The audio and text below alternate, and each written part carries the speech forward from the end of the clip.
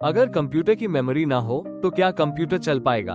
चलिए जानते हैं कंप्यूटर मेमोरी क्या होती है और रैम रोम में क्या फर्क है।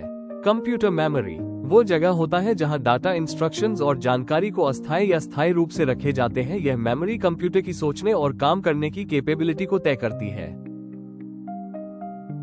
कंप्यूटर मेमोरी को मुख्य रूप से दो भागों में बांटा जाता है। पहला प्राइमरी मेमोरी, दूसरा सेकेंडरी मेमोरी। प्राइमरी मेमोरी को मुख्य मेमोरी या मुख्य स्टोरेज भी कहा जाता है। यह वो मेमोरी होती है जिससे सीपीयू सीधे डाटा पढ़ और लिख सकता है। यह मेमोरी अस्थायी टेम्पररी होती है और कंप्यूटर के चलते समय ही काम करती है।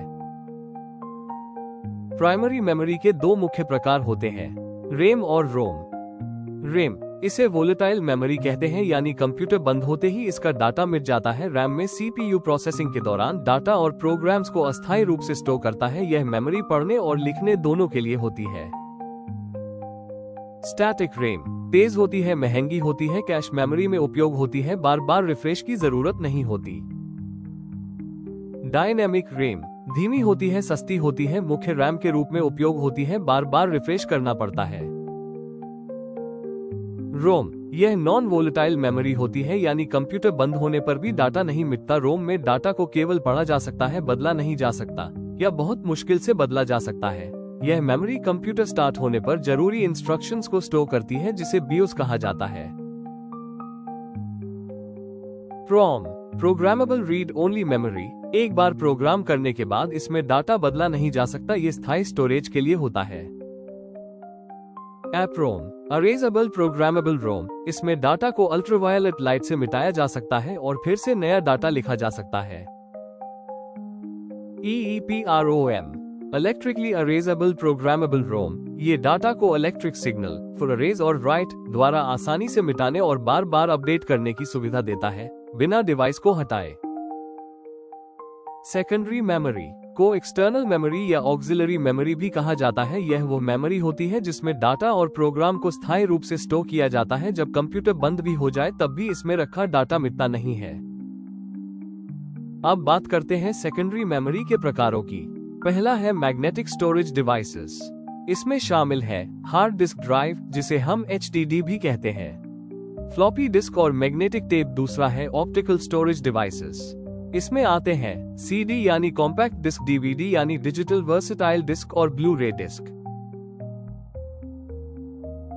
तीसरा प्रकार है सॉलिड स्टेट स्टोरेज डिवाइसेस, जैसे SSD यानी solid state drive, pen drive या USB फ्लैश ड्राइव, और मेमोरी कार्ड जैसे SD कार्ड और माइक्रो SD कार्ड। चौथा है क्लाउड स्टोरेज। इसमें हम इंटरनेट के जरिए डाटा स्टोर करते हैं, जैसे Google drive, Dropbox, one drive. Hard disk computer की सबसे सामान्य और बड़ी स्टोरेज डिवाइस। इसमें डाटा मैग्नेटिक डिस्क पर स्टोर होता है। इसकी हाई स्टोरेज कैपेसिटी होती है, GB से लेकर TB तक।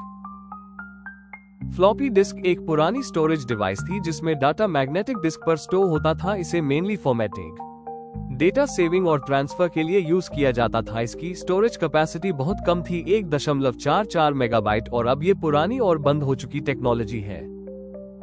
CD कॉम्पैक्ट डिस्क और DVD डिजिटल वर्सेटाइल डिस्क दोनों ऑप्टिकल स्टोरेज डिवाइसेस हैं। इनमें डाटा को लेजर लाइट की मदद से पढ़ा और लिखा जाता है। CD में 700 मेगाबाइट और DVD में 4.7 गीगाबाइट डाटा स्टोर किया जा सकता है।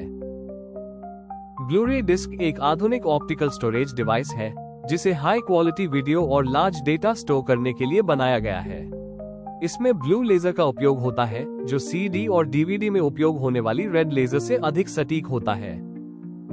पेन ड्राइव एक portable solid state storage device है जो USB पोर्ट से कंप्यूटर से जुड़ती है।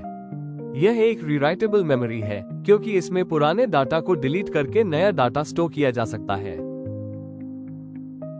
इन्हें भी जाने। कैशे मेमोरी ये तेज मेमोरी होती है जो CPU को बार बार उपयोग होने वाला डाटा जल्दी देती है।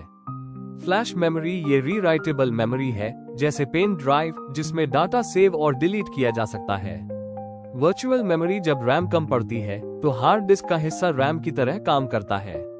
इंस्टॉलेशन सेकेंडरी स्टोरेज से प्रोग्राम को हार्ड डिस्क में कॉपी करने की प्रक्रिया।